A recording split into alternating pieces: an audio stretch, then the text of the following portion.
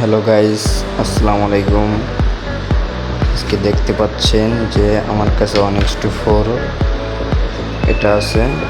এটা হলো যেমন ফাইবার তো অফিস থেকে যে জায়গায় মেইন সার্ভার ওই জায়গা থেকে তো একটা তারে আসে নাকি, যে একটা তারে এসে সব কাস্টমারকে সার্ভিস প্রোভাইড করে।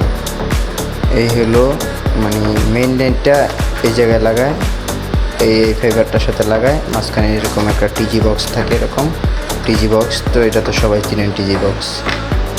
এটা 4টা কোড থাকে, 4টা কোড থাকে 8 কোরের, 4 কোরের। আমারটা এটা হলো 8 কোরের এটা, আর ওটা তো থাকে 4 কোরের বা 8 কোরের, যে যেটা লাগায়।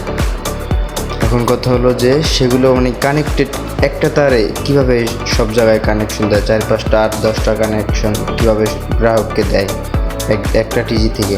এই জন্য এই যে 1:4 একটা মেইন, এটা এই জায়গায় একটা লাগায়, বাস এই জায়গাতে 4টা বের হয় বা 8টা বের হয়। আমার এটা 8টা, যেহেতু 8 করে সেহেতু 8টা বের হয় এই জায়গায়, এটা দেওয়া, এটা 8টা বের হয় এই জায়গা থেকে 8টা দেয়, এবং একটা রাইখা দেয় ওইটা দিয়ে আবার মেইন লাইনে আবার টানে।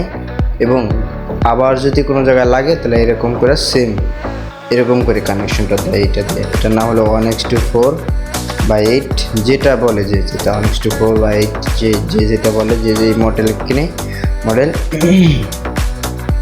এটার আর একটা নাম হলো স্প্লিটার,